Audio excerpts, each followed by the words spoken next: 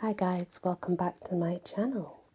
We are now on Mossycoat. There once was a poor old widow woman as lived in a little cottage. She had a daughter and she was very beautiful. Her mother was very busy every day, spinning of a coat for her. A hawker came courting this girl, came regular, he did, and kept on a-bringing of her this thing that had. And he was in love with her, and badly wanted her to marry him. But she wasn't in love with him. It didn't fall out like that. And she was in puzzlement what she'd best do about him. So one day she asked her mother. Let him come, her mother told her, and get what you can out of him, while I finish this coat. After, when you won't have no need of him, nor his presence neither, then finish. So tell him, girl, as you won't marry him unless he gets you a dress of white satin with sprigs of gold on it, as big as a man's hand, and mind as you tell him it must fit exactly. Next time the hawker came round and asked her to wed him, the girl told him just this, the very same as her mother had said. He took stock of her size and build, the hawker did, and inside of a week he was back with dressed.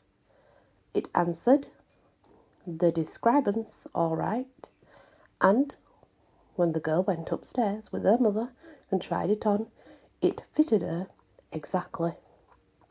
What should I do now, mother? She asked.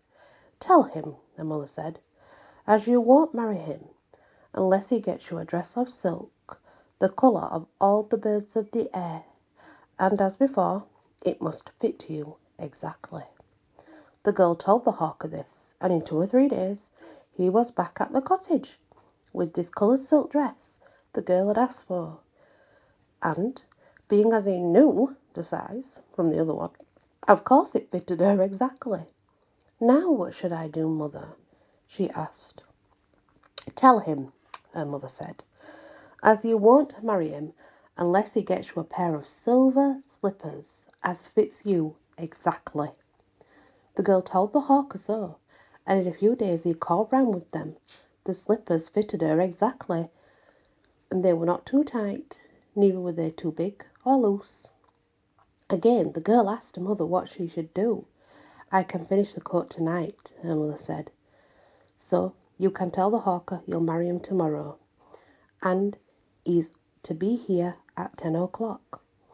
So the girl told him this. Think on, my dear, she says, 10 o'clock in the morning. I'll be there, my love, he says. I shall. That night, her mother was at work on the coat till late. But when she finished it all right, she had finished it. Green moss and gold thread, that's what it was made of. Just them 2 things. Mossycoat, she called it, and gave the name to her daughter. It was a magic coat, she said, a wishing coat. She told her daughter this. When she'd got into it, she told her she'd only to wish to be somewhere, and she'd be there in a very instant. The next morning the mother was up. By the time it was light, she called her daughter and told her she must now go into the world and seek her fortune, and a handsome fortune it was to be. She was a foreseer, the old mother was, and knew what was a-coming. She gave her daughter Mossycoat and put it under by her clothes, and a gold crown for her head to take with her, and she told her to take as well the 2 dresses and the silver slippers she'd had off the hawker, but she was not to go in the clothes. She was to wear the ones she wore them every day, her working clothes, that is. And now she's ready for to start. Mossycoat is. Her mother then tells her she is to wish herself 100 miles away, and then walk on until she comes to a big hall, and there she's to ask for a job. You won't have far to walk, my blessed, the mother says, and you'll be sure that you'll find work at this big hall." Mossycoat did as her mother told her, and soon she found herself in front of a fine gentleman's house. She knocked at the front door and said she was looking for work. Well, the long and the short of it was that the mistress herself came to see her, and she liked the look of her, the lady did. "What work can you do?" she asked. "I can cook, your ladyship," said Mossycoat. "In fact, I'm in the way of being a very good cook, from what people have remarked." "I can't give you a job as a cook," the lady tells her, "being as I've got one already, but I'd be willing to employ you to help the cook, if you can be satisfied with that." "Thank you, ma'am," said Mossycoat. "I'd be real glad of the place." So it was settled. She was to be the undercook. And after, when the lady had shown her up to her bedroom, she took her to the kitchen and introduced her to the other servants. "This is Mossycoat," she tells them, "and I've engaged her. She says to be undercook."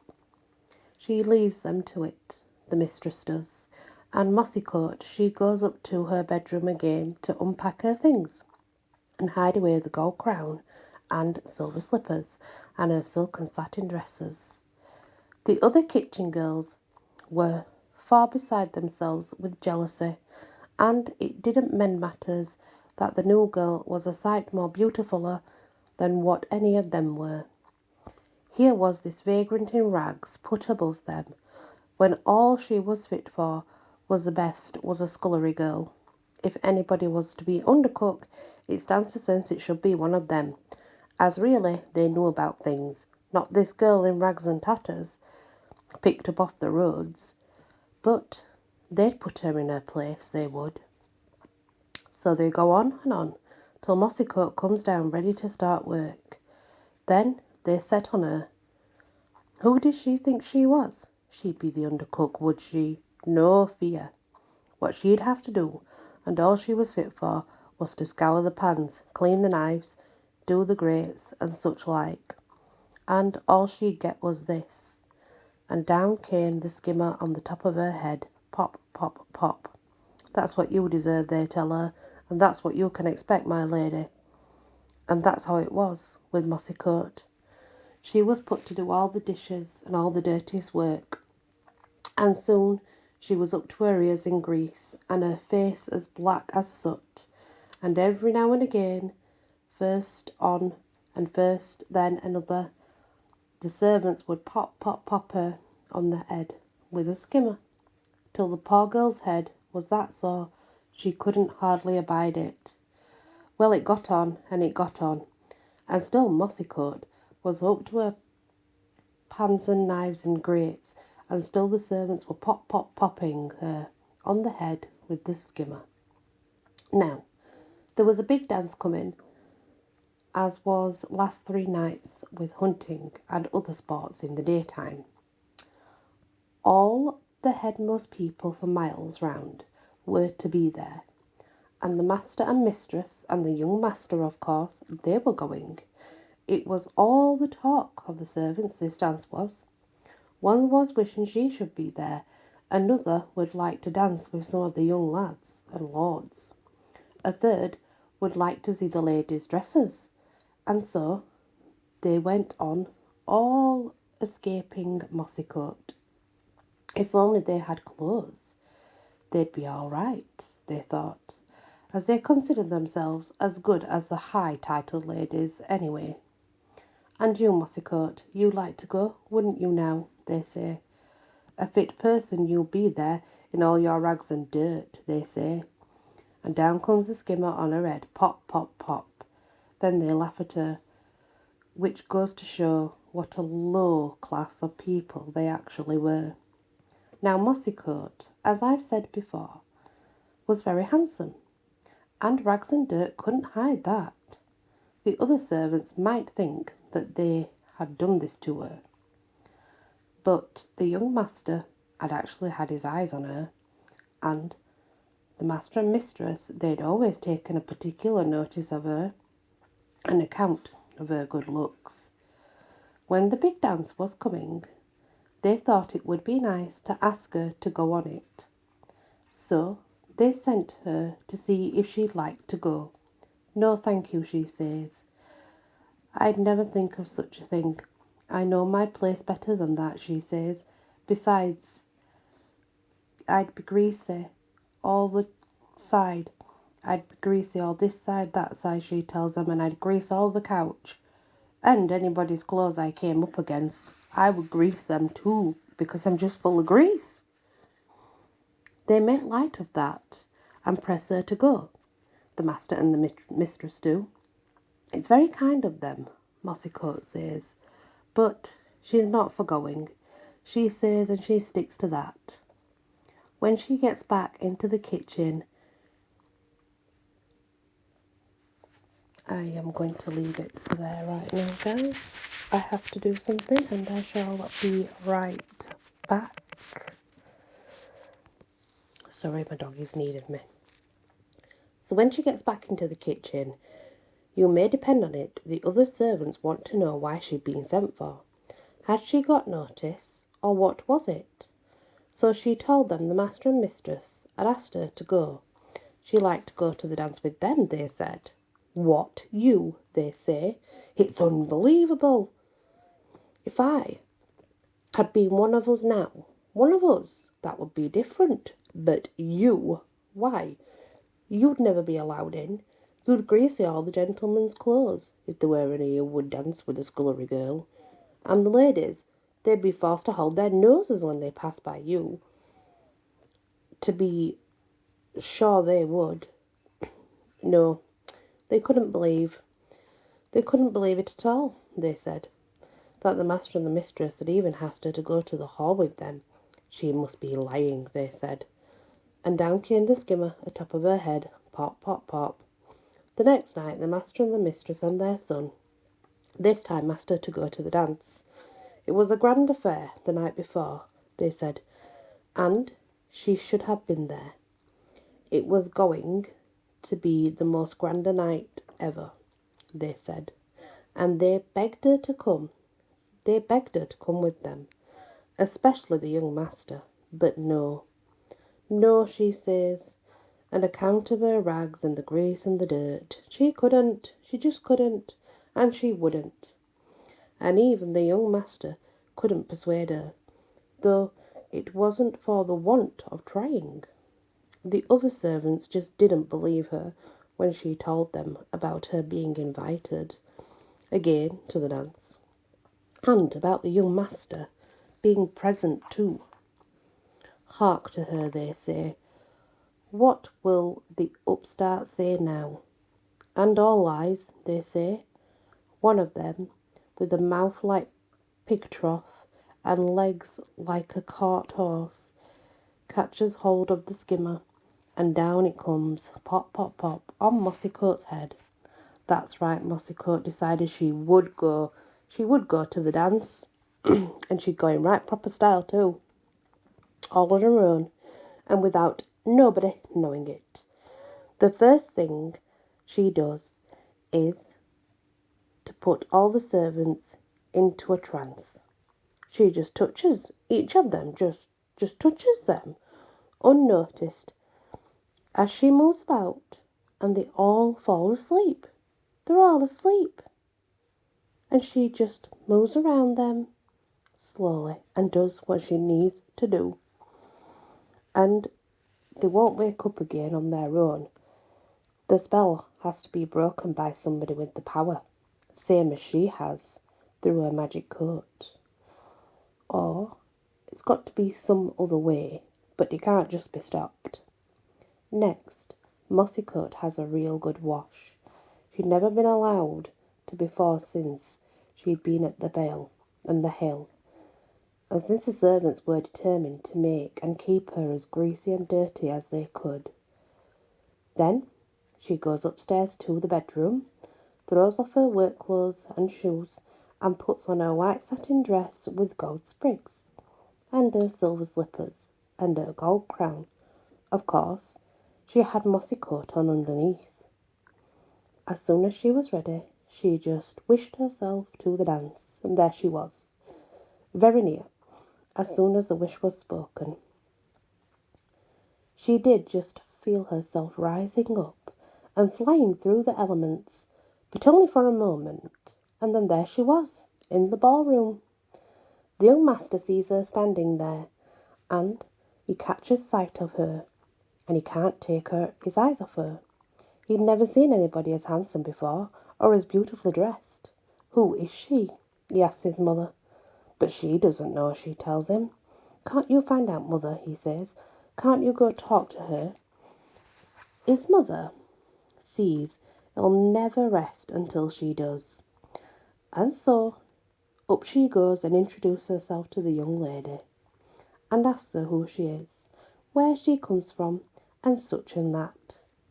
But all she could get out of her was that she came from a place where they hit her on the head with a skimmer. Then presently the young master, he goes over and introduces himself, but she doesn't tell him her name, nor anything, and when he asks to have a dance with her, she says no, she'd rather not.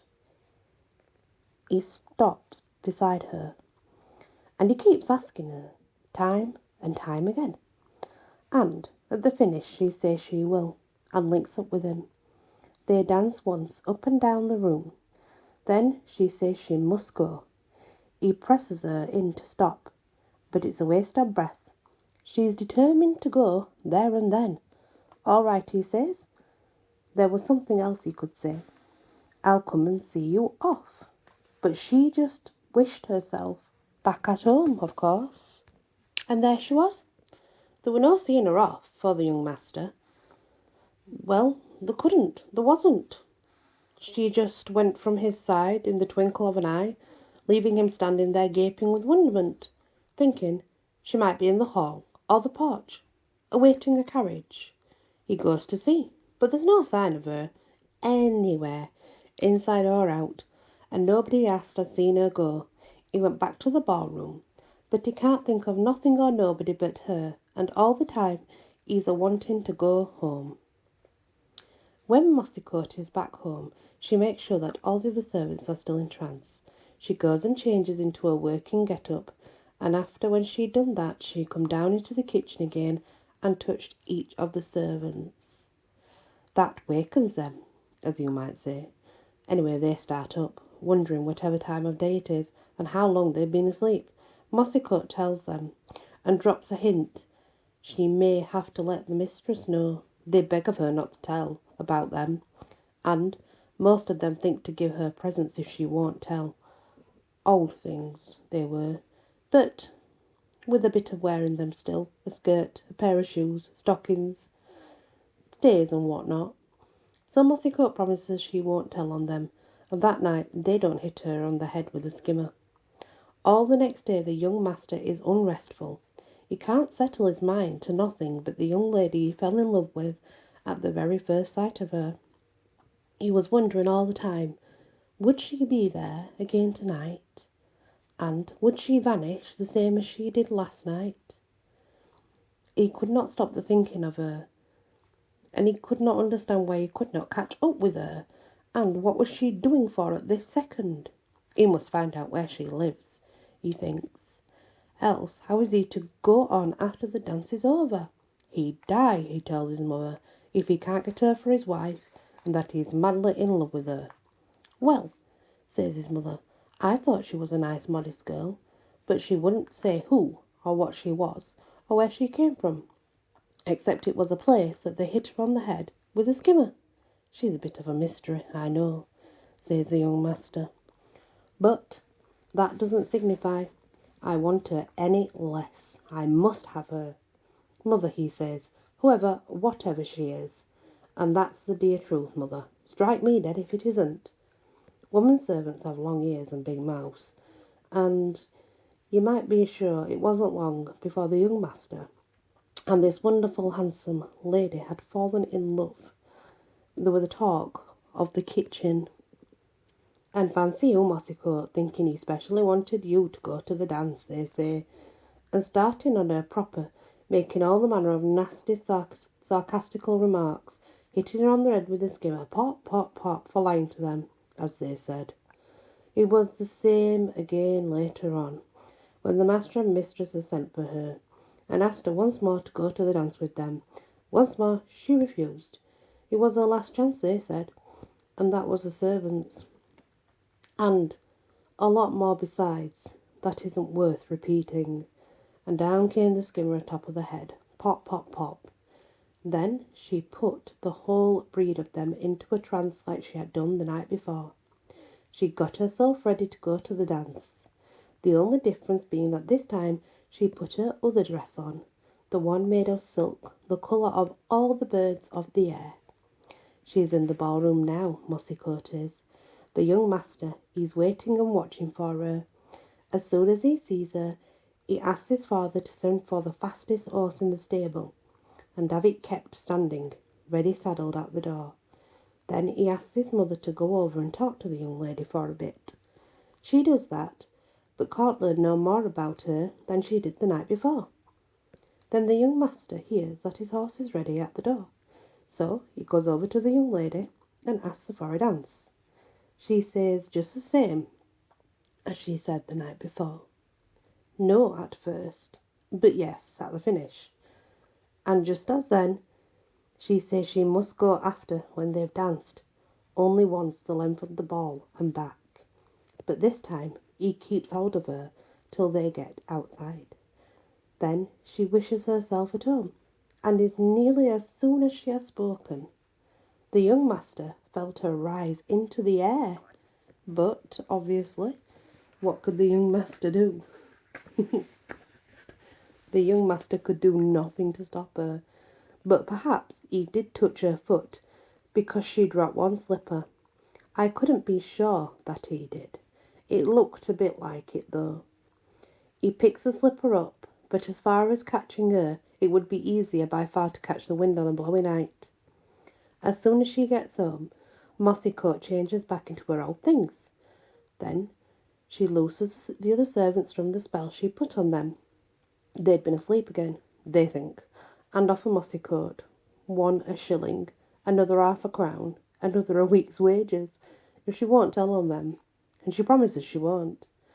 The young master is in bed next day, a-dying for the love of the lady that lost one of the silver slippers the night before. The doctors can't do him not the least good, so it was given out what his state was, and that it was only the lady able to wear the slipper as could save his life, and if she won't come forward, he would marry her. The ladies came from near and far, some with big feet, some with small, but none small enough to get it on, however. Much they pinched and squeezed. Poorer people came as well, but it was just the same with them, and of course all the servants tried, but they were out of it altogether. The young master was a-dying. Was there nobody else, his mother asked, nobody at all, rich or poor? No, they told her, everybody has tried it, excepting Mossycoat. Tell her to come at once, says mistress. So they fetched her. Try this slipper on, she says. That's the mistress. Mossycoat gets her foot into it easy enough, and it fits her exactly. The young master jumps out of bed, and is just a-going to take her in his arms. Stop, says Mossycoat, and runs off. But before long, she's back again in her satin dress with gold sprigs, her gold crown, and both her slippers. The young master is just a-going to take her in his arms. Stop, she says, and again she runs off, and this time comes back in her silk dress, the colour of all the birds of the air. She doesn't stop him this time, and he nearly eats her. After, when they have all settled down again, and they were talking, and they had been a-talking, very quiet, but like, there was one or two things the master and mistress and the young master would like to know. How did she get to the dance and back again in no time, they asked. Just wishing, she says, and she tells them all about the magic coat her mother had made for her, and the powers it gave her if she cared to use them. Ah, yes, that explains everything, they say. Then they bethink themselves of her saying, as she came from where they hit her on the head with a skimmer. What did she mean by that? They want to know. She meant just what she said. She told them it was always coming down on her head. Pop, pop, pop. They were right angry when they heard that. And the whole of the kitchen servants were told to go. And the dogs were sent after them to drive the vermins right away from the place. As soon as they could, Mossycoat and the young master got married, and she had a coach and 6 to ride in. No, 10 if she liked, for you may be sure she had everything she fancied. They lived happily ever after, and had a basket full of children. I was there, playing the fiddle, when their oldest son came of age. But that was many years back now, and I shouldn't wonder if the old master and mistress aren't dead by now, though I've never heard tell us they were. And that's the end of Mossycoat. Mossycoat is basically the Cinderella, but this is more of a British type version, so it's much older as well. But it is Cinderella, it is just an older version, and it's called Mossycoat originally. Obviously, they changed it so that it would be very, princess-like and such, when really she was a witch. So, yeah, I quite like the original story, although some of the wording again is, what's the word I'm looking for? Hard to understand when you put it together, really. You can make out what it means and what the meaning is around it, but you wouldn't find sentences like that now. Not very much, anyway. But I enjoyed that. I like the original Cinderella. Mossycoat. Thank you for listening, and many blessings.